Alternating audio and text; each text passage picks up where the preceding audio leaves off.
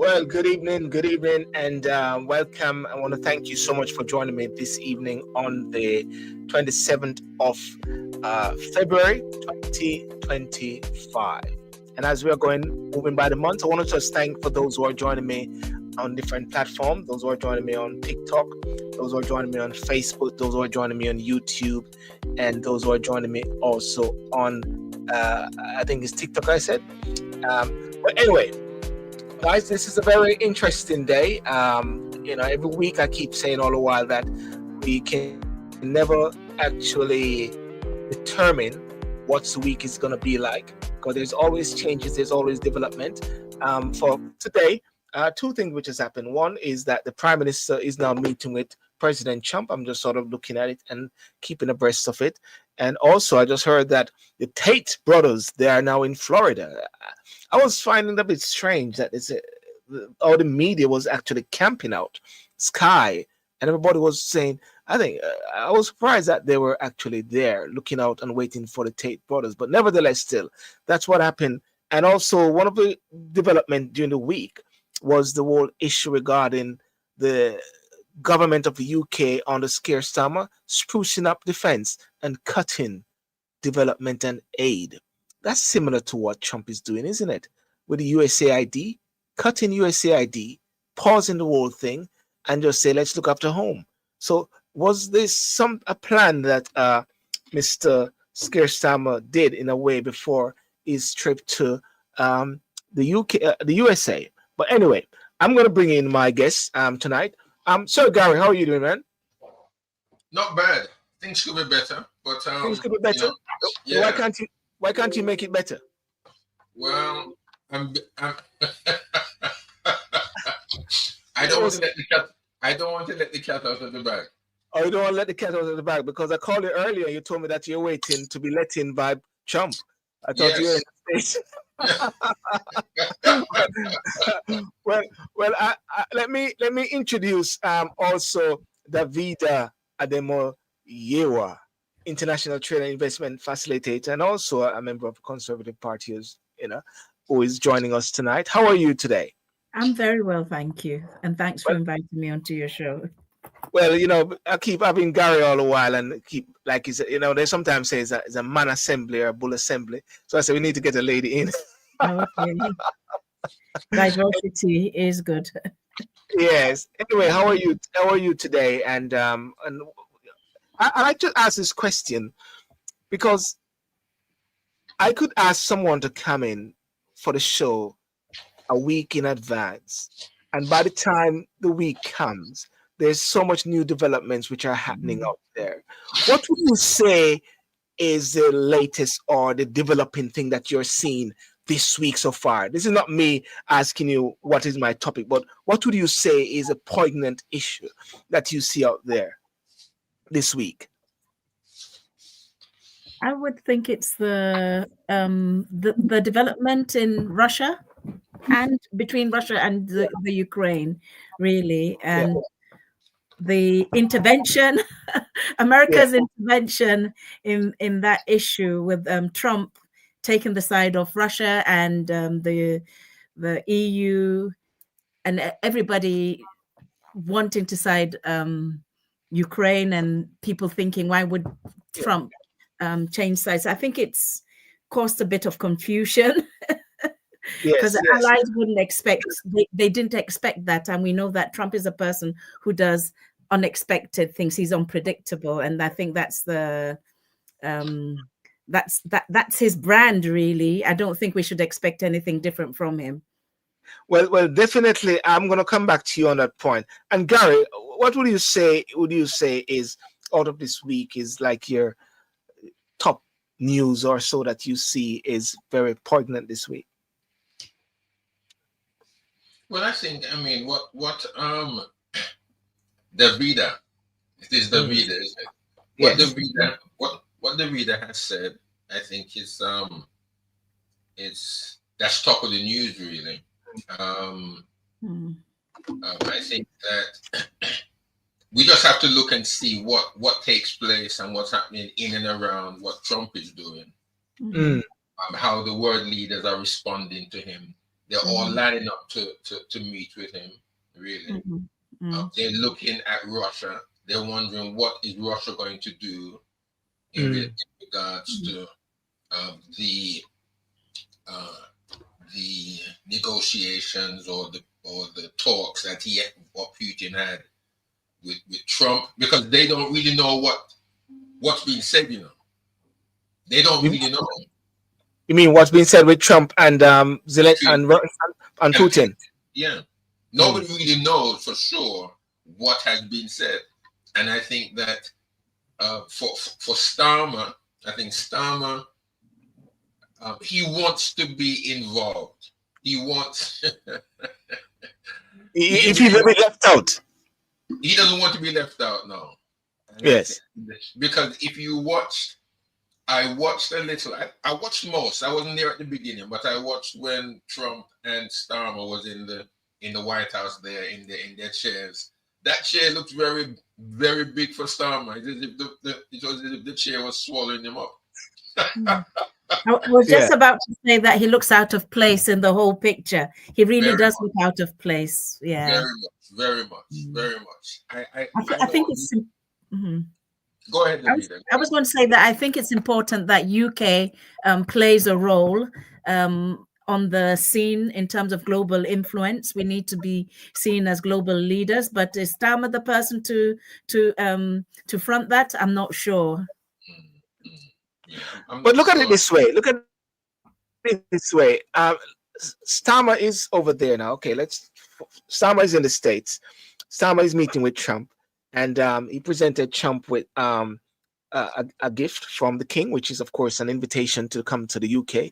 And, I saw the initial meeting when they met at the car. And yes, Starmer looked really out of place.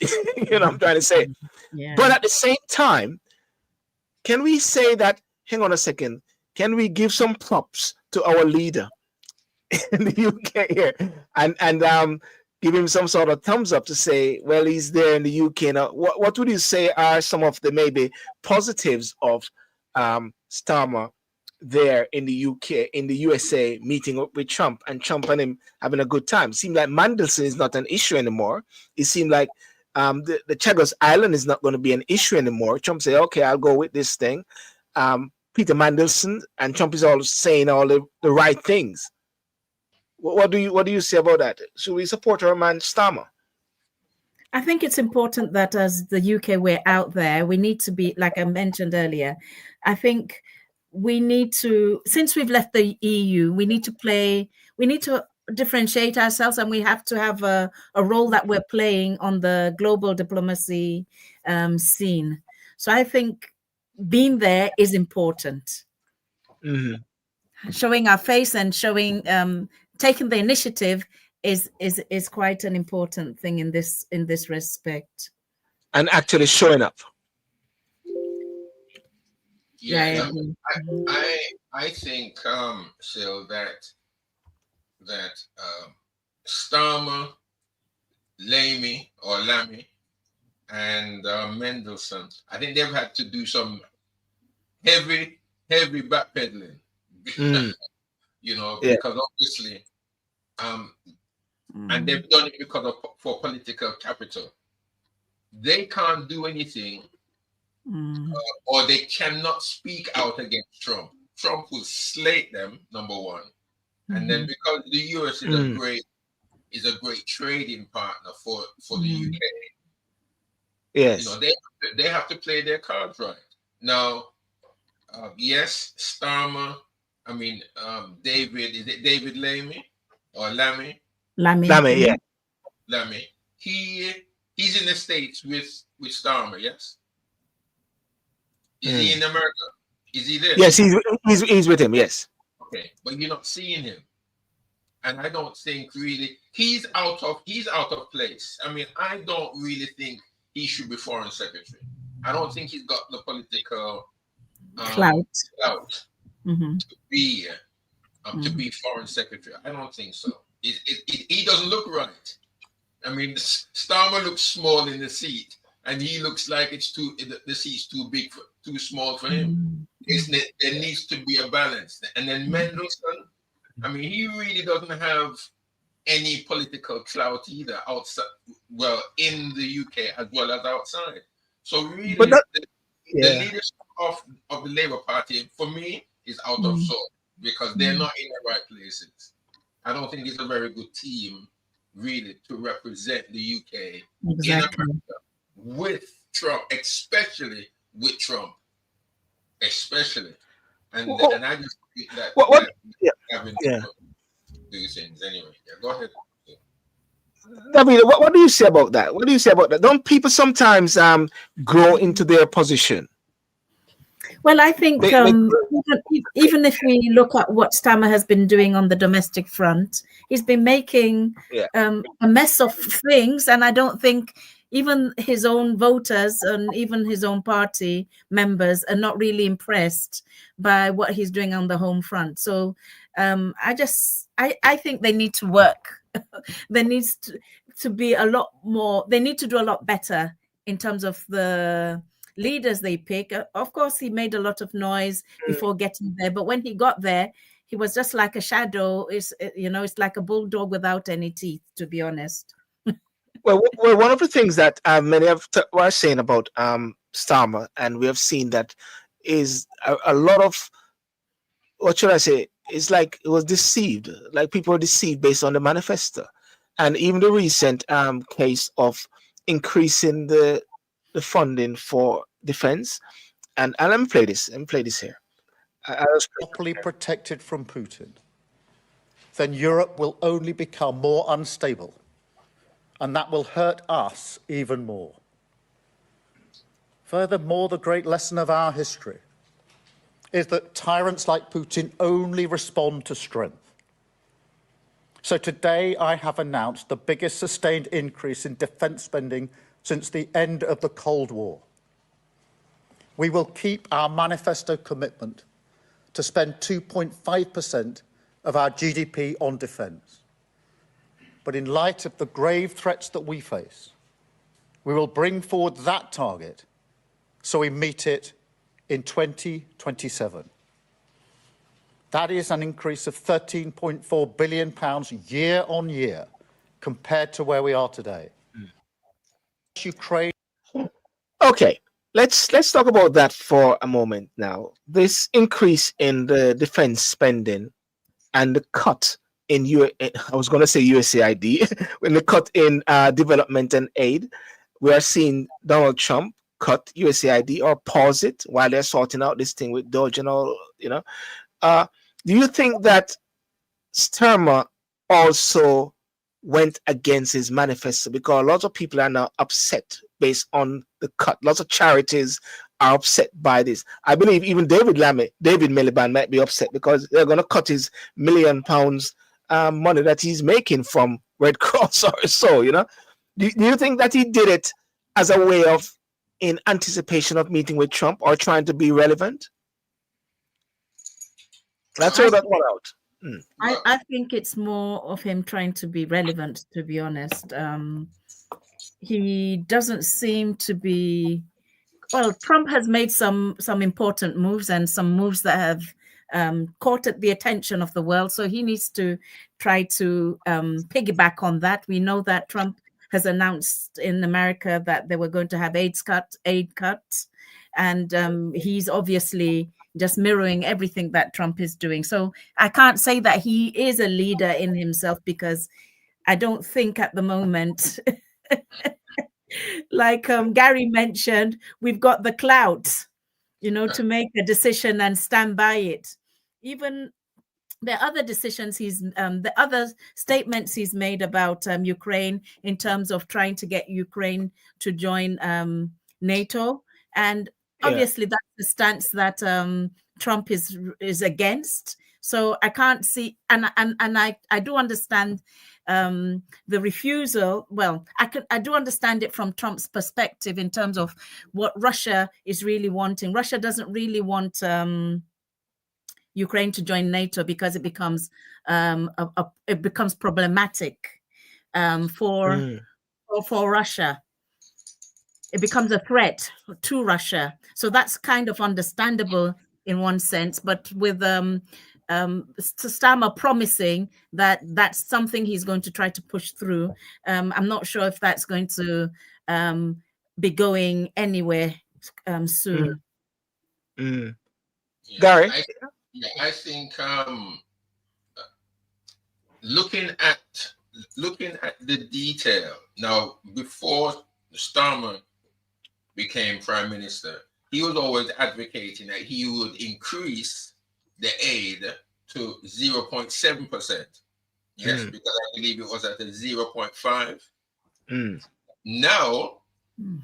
Now he's cut aid to 0.3%, isn't it? 0.3 instead of instead of increasing it, he's cut it. Now you see, that's why I'm saying that Starmer on I wouldn't say on every point, but on most of his manifesto points, he's gone against. That is why most of these manifestos,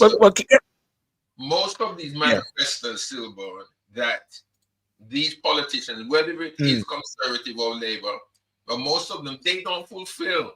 And Starmer was dying to get into to be prime minister. He said anything. He would say anything to get the electorate, and that's what Labour does anyway. And especially for our people, for Black people, he wants our vote. And and we as Black individuals, Black people, we do not look and smell what's cooking in the kitchen, because all they want around election time is our vote. And when they get our vote, what then do they do with us? They push us to one side because they're already in.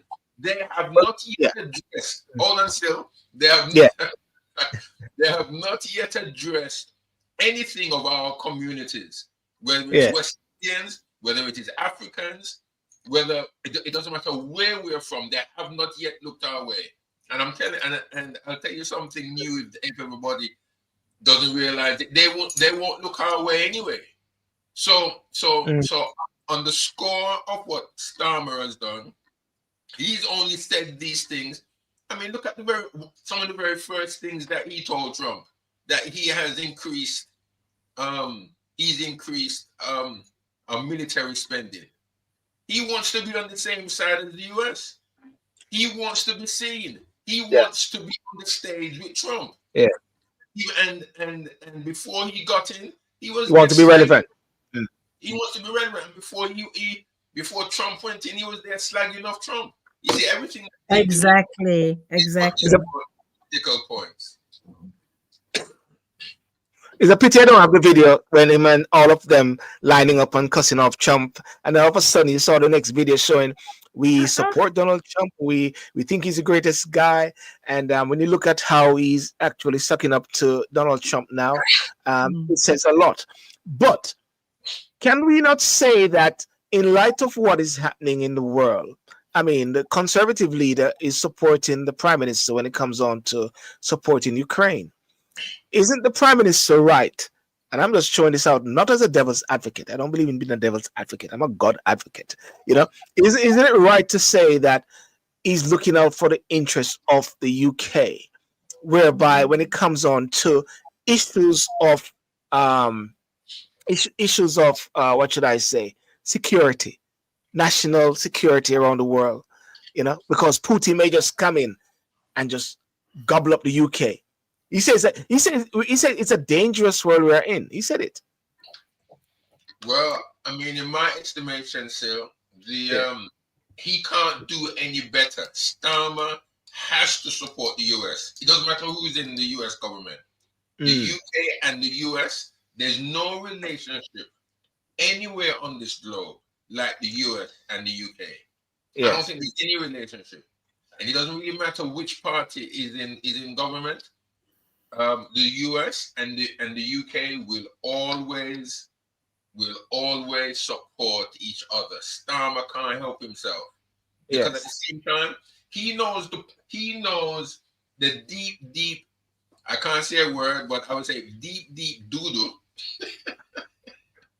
is in deep, deep doo-doo as far as this country is concerned.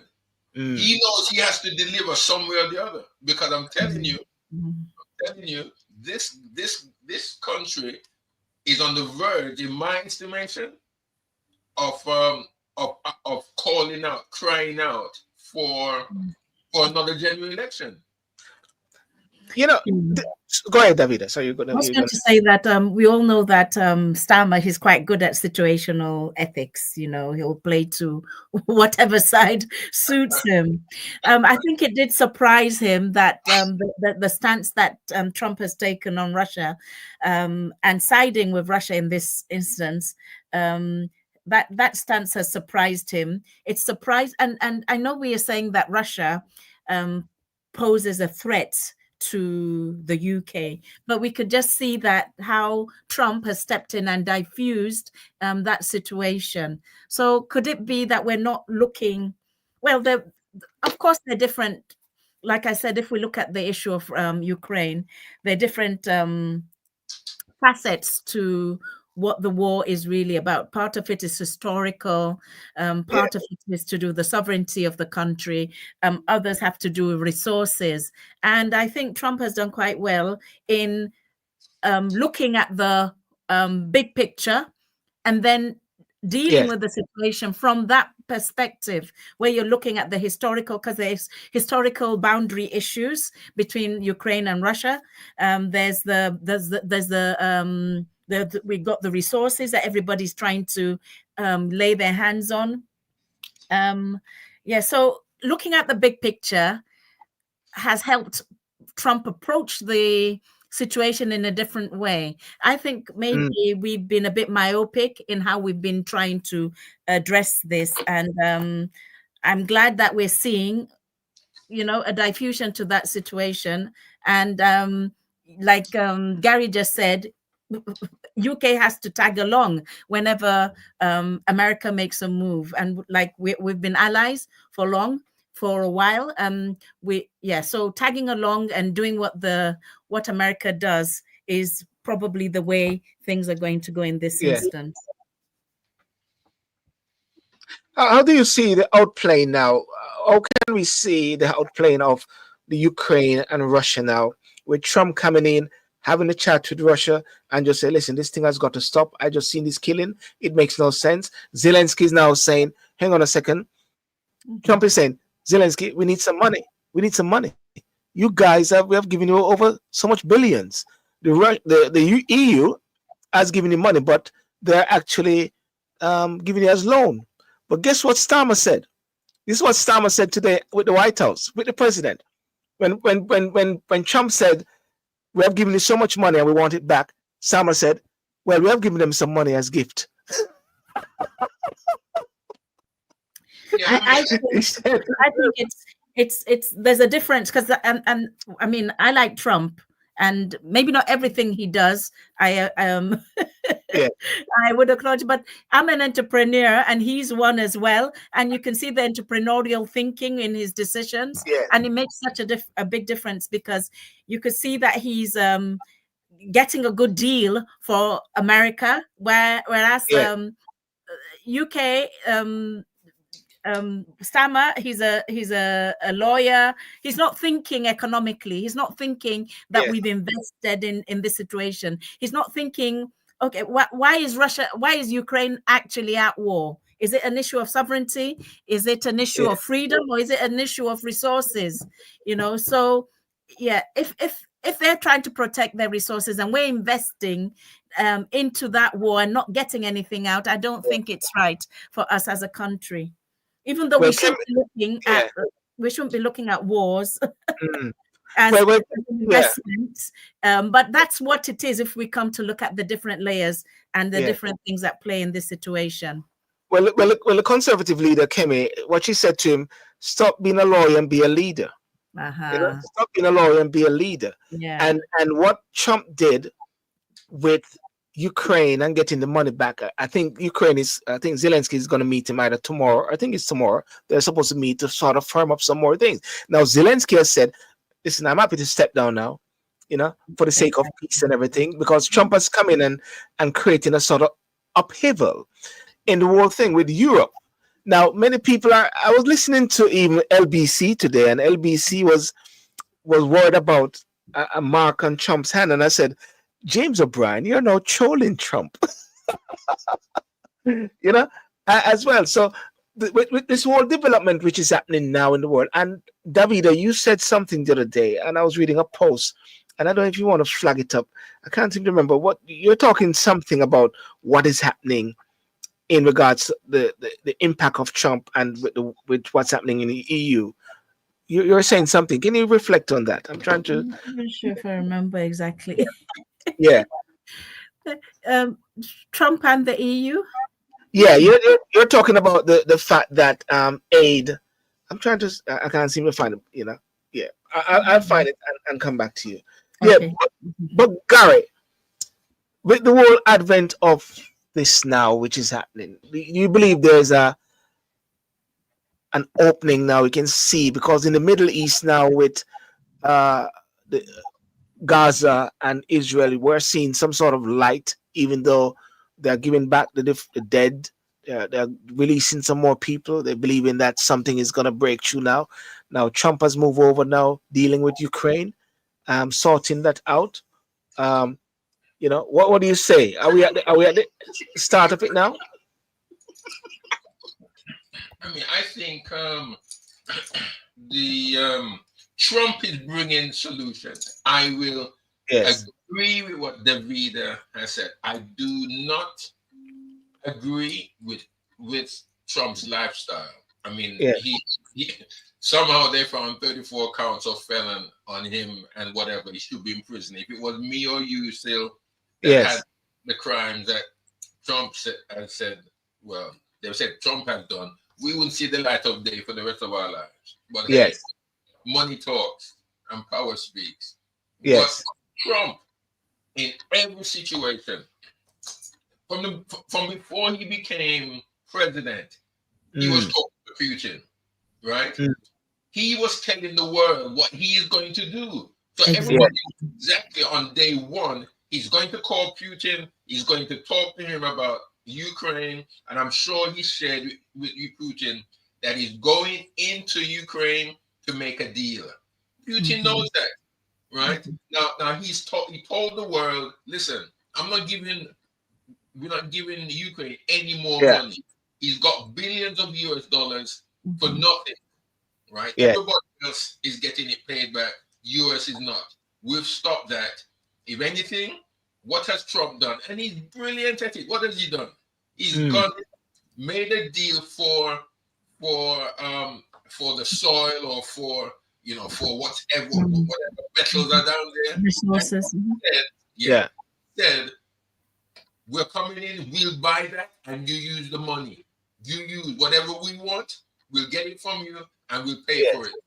You can then use that for aid. We're not giving you anything free anymore. So that is one deal. And Europe, I don't know, man. These people are hawks because they want war. They want to fight. Trump is saying, listen, there's an ocean between America and Europe. That's not our affair. That's not our business, right? So he totally showed them what he's on about. Secondly, about Gaza, and I said this to you, I think it was last week or the week before, that he went in, he said, okay, listen, we'll take control of Gaza. Nobody can live there. We'll wipe it clean. We'll we'll destroy the tunnel, blah, blah, blah, blah, blah. We will then build up. Yeah? Now, can you imagine? I have thought that we don't know with other presidents, going way back to Clinton and even further than that, if that has ever been thought of. If it was thought of, we will never know. But Trump has been strong enough and bold enough to say to this world, the U.S. will control Gaza. Now that's brilliant. That in and of itself is brilliant. But again, if you look at scripture, I don't know if the reader is a Christian. I don't know. I am. Okay, but the Bible does talk about that Israel will dwell safely. At this moment in time, Israel is not dwelling safely. Israel is afraid. That is why they went into Gaza after the October massacre, and they've done what they've done because they do not feel safe with Hamas around. So they've gone in there, they make a complete wreck of it, which of course, to some extent, I'm a Christian, but I can understand why Israel did that. And I likened it to your house, Davida. If somebody came into your house, made a complete wreck of it, and you have the power to retaliate and to do what's necessary for you and your family to be safe, you'll do it, irrespective of what happens. And I think that's what Israel did. So Trump, out of all the world leaders, at this time, Trump is the only one that's bringing solutions to the table, and he's acting on them. And I think that he needs to be applauded. I think he needs to be applauded. Exactly. He wants to bring some change to this world. Yes. Now, as Christians, we know, and I know that this is not a Christian. I know this is not a Christian show to some extent, but to bring some perspective to what I would say we believe, we know that there's never really going to be any peace until our Lord comes back and establishes his kingdom. I think that's what the Bible says. Yes. But again, until some people believe that Trump is the Antichrist, he's the false prophet or whatever. Some people believe that. I don't know. I would never say that of him because I just don't know where we're at. I want to know, and I'm looking at the scriptures and I'm trying to decipher, if the Lord would kind of give me a little of his little finger knowledge in this give me to kind of put the pieces together. I don't know. But I'm telling you, I think that Trump is brilliant with what he's done because he's trying to bring peace. He's trying to bring some kind of stability that this world has not had. Look what Biden has done. Look, really, truly. I think you need to point out what has Biden done? Well, Biden hasn't done anything. I'm sorry to say. Biden president, and I don't want to sound disrespectful to the man because he hasn't done anything. I think everybody ought to be respectful to anybody. I was going to say. Go ahead. Yeah, I was going to say, I just love what Trump is doing, to be honest. Creative. He's creating rather than destroying. And he's come with this destructive, the way he thinks. And that's why I like him as an entrepreneurial president who thinks differently. He's not thinking like a traditional career politician. Exactly. And that's what's bringing about the changes that we're seeing. Who would have thought that the war between, Zelensky is taking, he's accepting that offer quite quickly because he probably can't see an end to the war otherwise. And nobody was pushing it. Nobody was giving him a way out. Nobody was exactly. And he probably is war tired. He's tired now. I'm sure. I think you're right about that. In a way, he's thankful for this opportunity. This opportunity to go. Because at the end of, I was talking the other day, and I'm saying to myself, Garry and David, I was saying to myself and listeners, I was saying, what's the sense in killing each other over land? Over land. When all is going to happen is ashes to ashes and dust to dust. You can't take any of these material things with you. What's the sense? And it just dawned on me. And even with the whole thing with immigration and so like that, I'm saying we're so protective over lands these days. It doesn't belong to us. Don't get me wrong. I understand about when it comes on to borders and resources and all those sort of things. But I mean, what happened in Ukraine, and Garry and I, we talk about this all the while over the years by saying it is just ridiculous. It is just totally ridiculous. There's no way Zelensky can win Russia. There's no way, no matter what they say.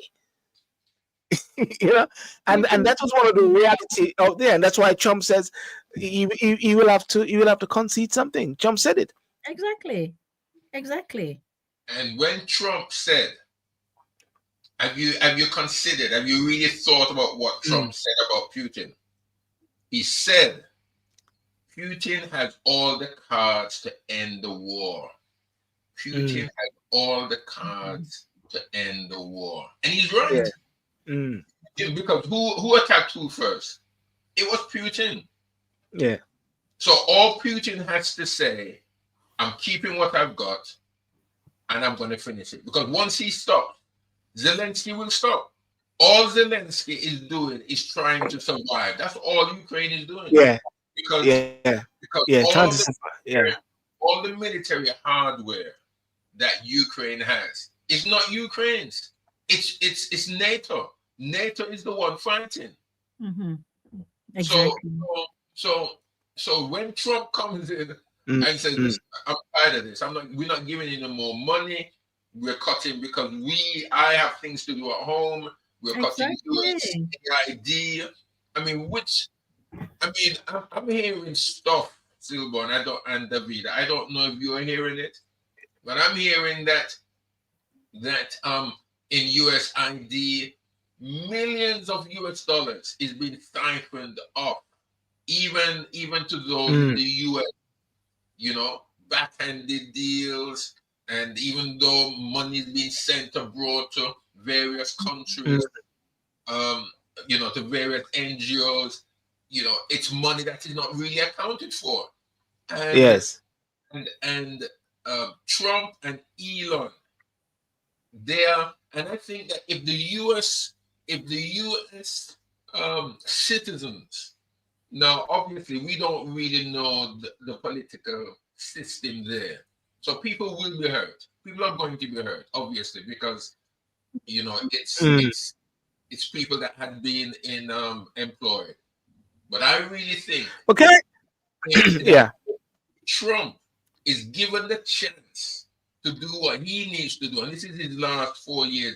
He can't do a further 4 years after this, but he is given the chance to do what he needs. I really believe that the US will come out better. It looks a bit chaotic, yes. It's going to be hard, yes, but I think that the US will come out better. But can I just ask this before I switch the topic? What the whole aspect of persons losing their jobs or so through USAID and around the world, and especially in America, what's your take about that? I saw a post, somebody said these millionaires sacking people and feeling happy. Losing their jobs.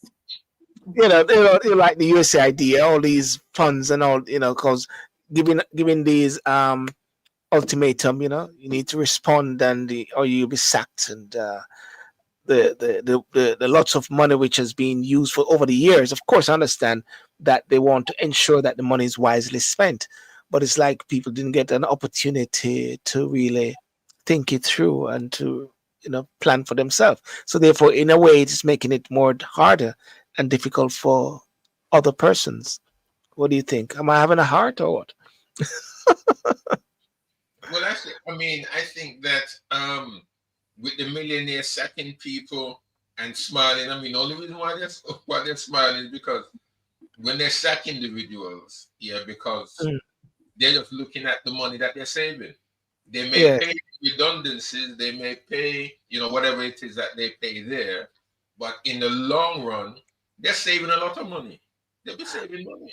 I understand that Obama was getting some excess money, millions per year. On the Obamacare. Yes. Yeah, that's what I heard also. I don't know if it's true. We just don't know. Yes, yes. Listen. Ukraine was known as the most corrupt country in the world, I've heard that about it.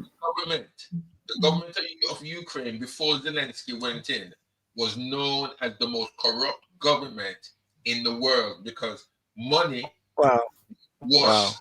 their corrupt money was washed through the government of Ukraine. That is why, again, not only did Putin go in because NATO was coming there, but also he knew that Ukraine was corrupt. It was corrupt. So yes. As well. When you get a man like Trump who they can't control, and he's doing what he's doing, obviously, when you trouble the power, if you're not a globalist, they say that obviously Trump is not a globalist.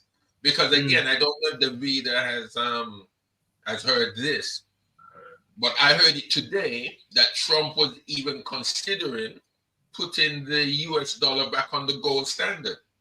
Now I don't know if that can be done because he's against the Bitcoin or the CDC or something like that.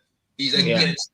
I don't know how true that is, but he's against that, and he wants to put the US dollar back onto the. Which is not the thinking of a globalist. So obviously he's troubling that power base right there. Well, ladies and gentlemen, I want to tell you that it is 1 month since Trump is in president. Wow. One month Can and you 7 imagine? Because I was just about to say that in terms of the UK, look at because he's just there building the economy, bringing, because is it the gold card that he's, that gold card initiative? Yes, that $5 million. Garry, you're going to get that gold card. £5 million. Exactly. $5 million. And everything he's doing is to build back America. And he's, as you probably know, his I can't remember what word it is, but he's there to make America great. Yes, to make America great. So I'm looking at comparing what's happening there, comparing the deals he's making internationally, how he's trying to bring investors into America, how he's trying to, because he promised he was going to create these jobs. Yes. And how else is he going to create these jobs? I mean, I know a lot of people are talking about the immigration issues, the immigration laws that have been he's put in place in America. I'm not sure what the total effect of that is, but obviously getting investors into the economy is going to try to create a buoyant economy for the country. And my question for the UK is, what are we doing? What is Stammer doing? What's he doing for the UK economy, apart from running it into the ground like we are seeing, as we see them do in Parliament every day? I was thinking, Davida and Garry, I was thinking when I listened to Stammer the other day, when he says the world is a dangerous place and there's a threat, I wanted to ask him, can you list these threats? Can you list these threats which is coming to the UK? And the more I listen to him, he's such a doom monger. He's so negative, like Trump would say, we're going to get jobs back and we're going to do things. But he speaks down as much as possible. The UK. I mean, to say, I was thinking again, I was saying all these things he has done, like cutting the fuel help for the elderlies. The tax which has been increased, whereby by the lady whose CV was not correct. It's shocking. It's like, why fix something which doesn't need fixing? It's like you're just going there based on an ideological thinking, want to change things. And it's just shocking. But hey, let's move on from that, guys. Go on. Go on. The Labour government is doing what the Labour government always does. Exactly. No different. The Labour government do what the Labour government does. A socialist government, that's what they would do. Spend. Yes. Cut. Yes. And take. Yeah. The Tate brothers are in the USA. There's a big thing going on with the Tate brothers. I don't know if you guys know the Tate brothers. Who knows what the Tate brothers are? Do you know what the Tate brothers are, Davida? I do. What's your take on the Tate brothers? They're not out of Bulgaria, Romania? Yes, I mean, I was a bit surprised that they would let them go after all that publicity. And obviously, I think they are dual citizens of the UK and America. So I guess that's why they're able to go to America. But I think quite a number of people in Romania are quite concerned that they might not be brought to justice based on all the abuses that they have been tried for or being tried for? I know that there's some civil cases and some criminal cases that they are being held for. Yeah, Yes. so I don't know how would they get them back to go to America to be tried? That's the big question. Well, the question was asked to Donald Trump. Did he have a hand in them release? And Donald Trump said, "Oh, I didn't know. Are they out? I didn't know that they're here." But then guess what? Mm-hmm. The question was also asked to Donald Trump. Did you say Zelensky is the one who started the war as a dictator? Trump said, "Oh, did I say that?"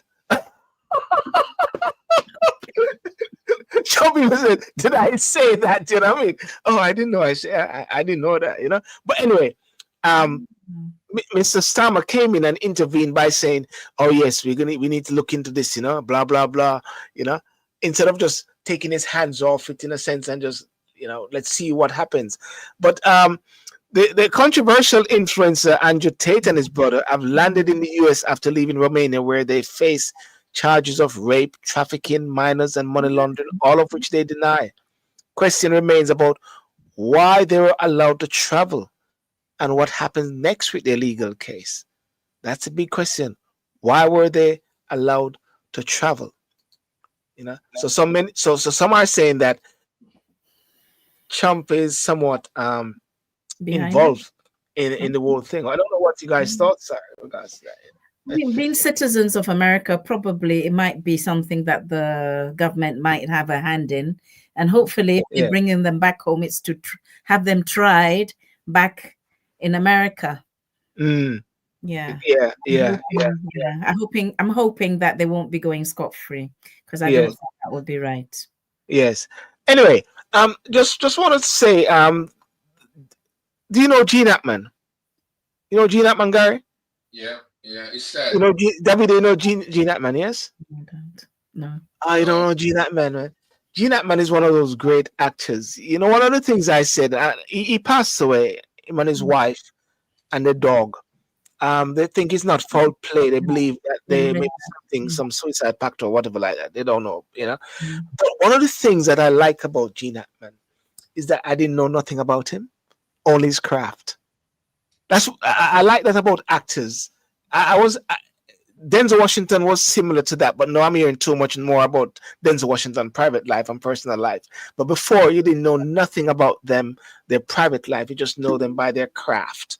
And that's the thing about Gene Hackman there, He acted in all these great movies. Great guy, great actor as well, who passed away. Garry, what was your thoughts on Gene Hackman? It's just intriguing, really. I was shocked. I was saddened, because he's one of the I think greatest actors. One of a few great actors who, when he was in the movie, he made the character him. Yeah. Come alive, isn't it? He made it come alive. Whatever he was in, he put himself into playing the character he was supposed to play. So no, I think it's sad. If it's suicide, it's sad. If it's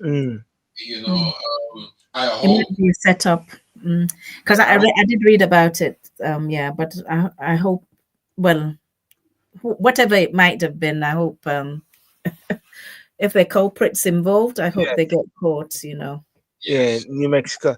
Listen, on a final note, sorry about that. On a final note, I didn't bring up the Kemi's PMQ this week, but there's something which disturbs me about the PMQ these last days. And Garry, you sort of intimated it, really.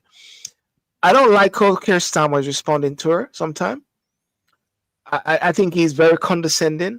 And he said, "Oh, I keep answering the question. You keep asking me the question. The way, he's. I don't know, David. I don't know if you watched the Question Time, and what's your thoughts on Kemi? I think I saw something on Facebook about that. I just think, to be honest, because as a politician, I've been, as a politician myself. Yes. I think it's the culture.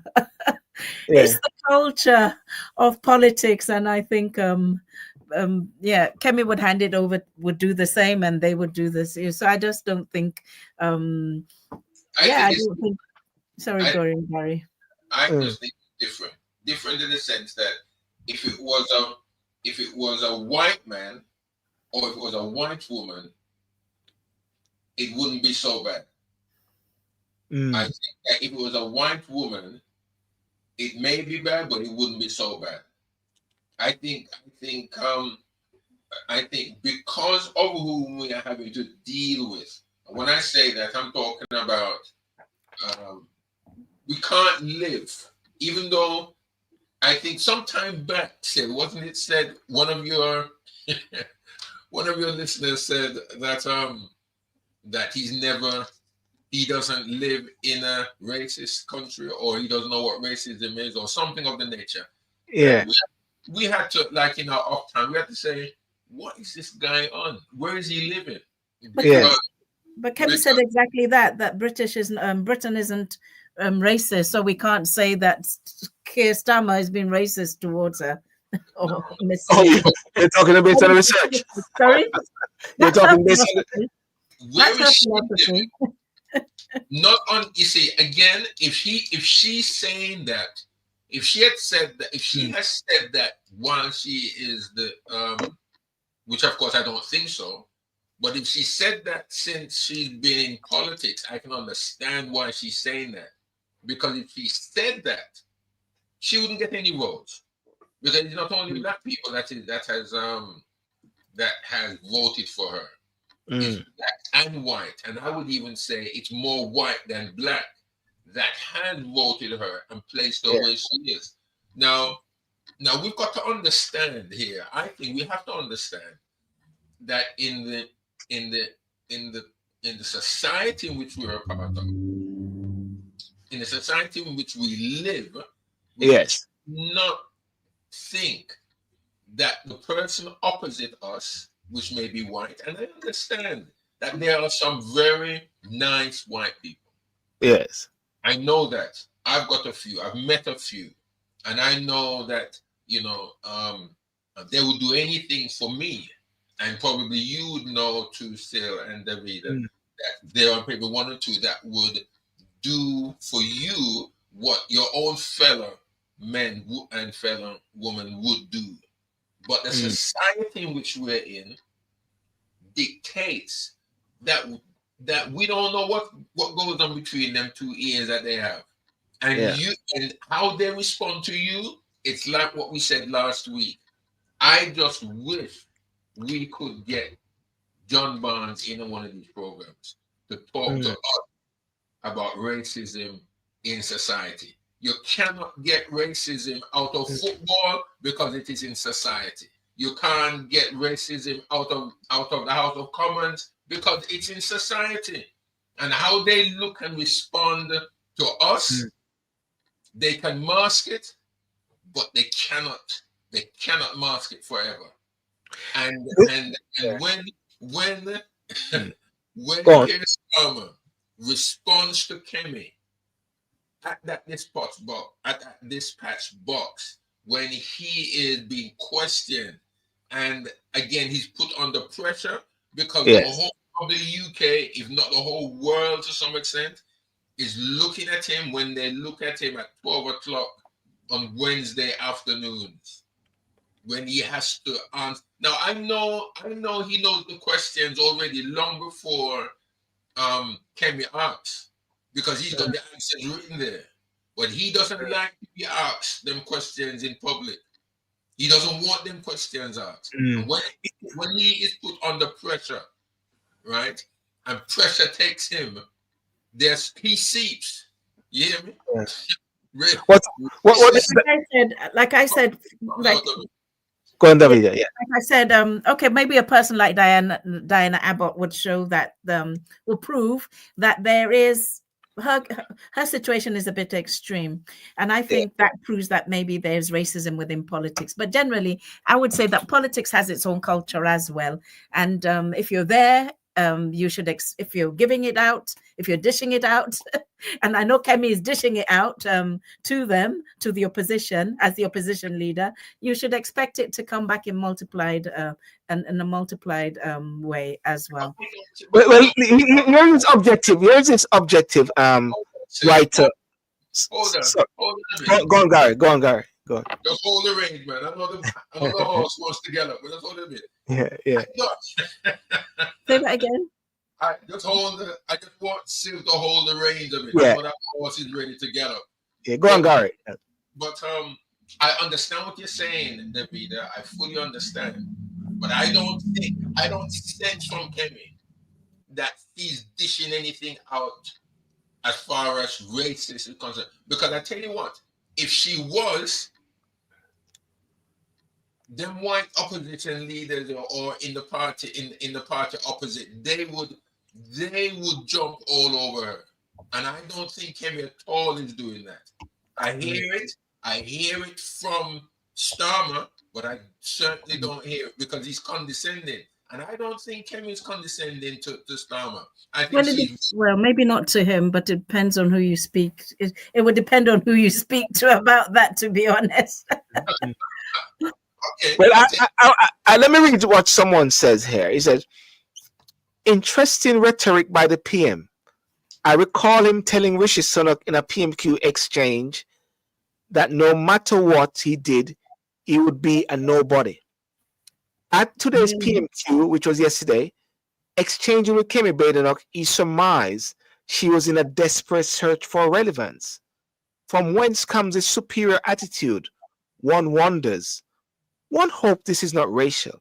This is someone just posted on their page yesterday, and this person is a person don't really come out and say these things.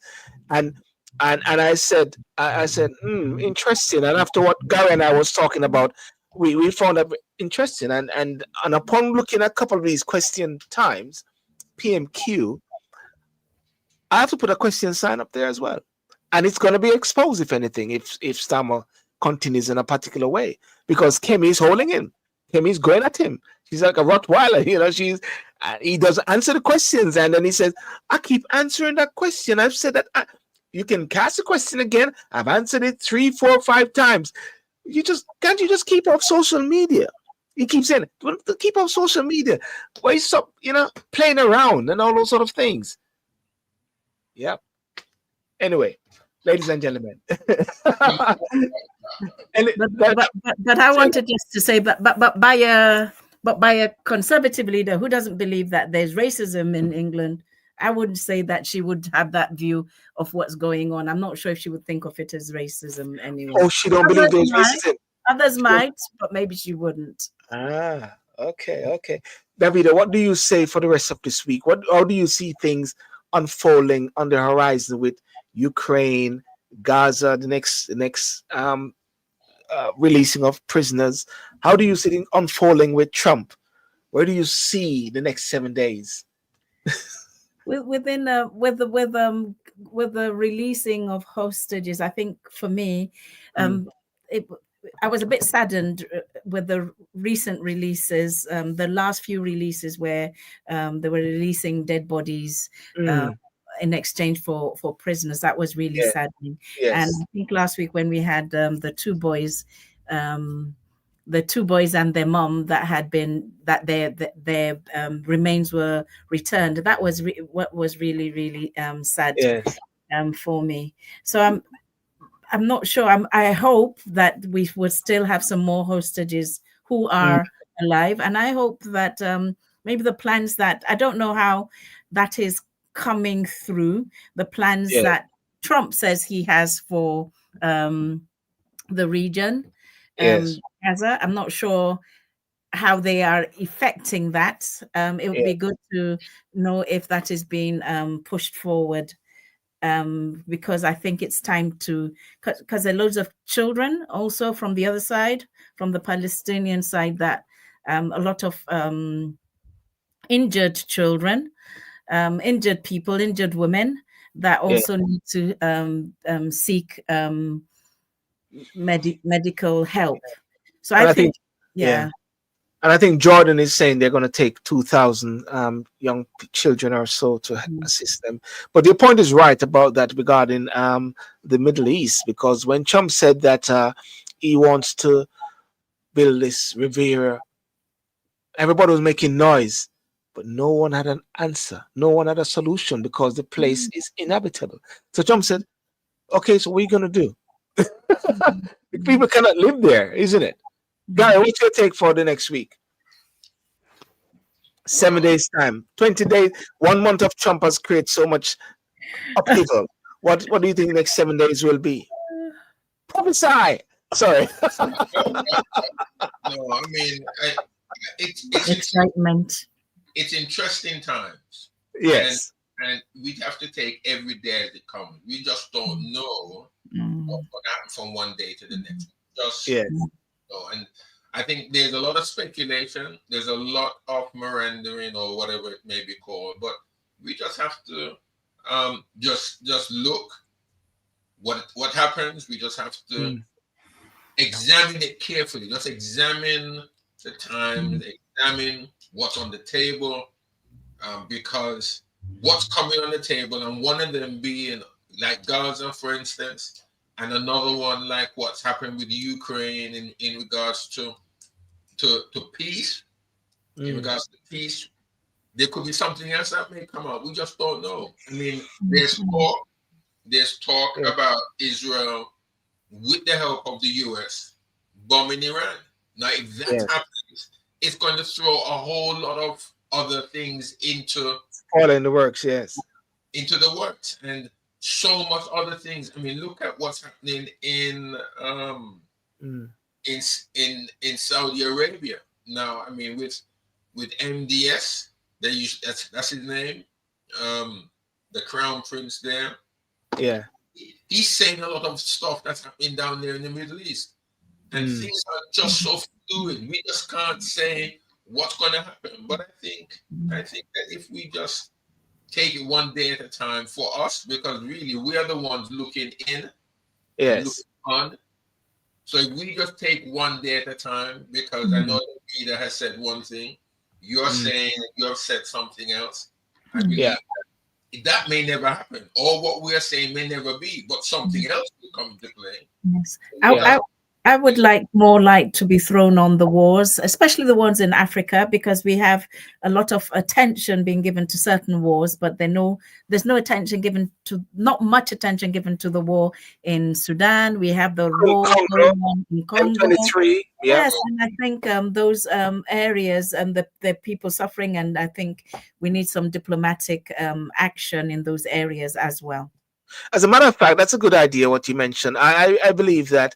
And I think one of my shows, I'm going to try to put a focus, because if you notice, by default, if you notice what I'm saying, and you just brought it up, by default, I keep saying Ukraine and Russia. I keep saying Middle East, Gaza.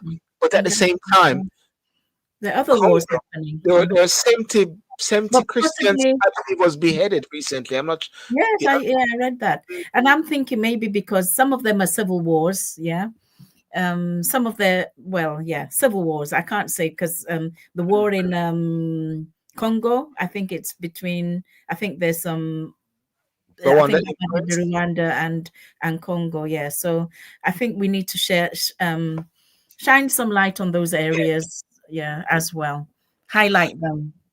And you know, the just closing, the bit about even the pausing of these USAID and the funding for these areas, I believe in a way it should be a wake-up call for the African nations, the Caribbean nations, to look inward and say, how can we develop and help ourselves, at the same time. Are you talking about the aid? The aid, yes. I think that's very important. I think it should be. Maybe we can talk about that on another. We definitely have to discuss that some other time, because time is going. Well, Davida, thank you so much for. Davida, you want to say what more you do? What more you do, if anything? It's up to you.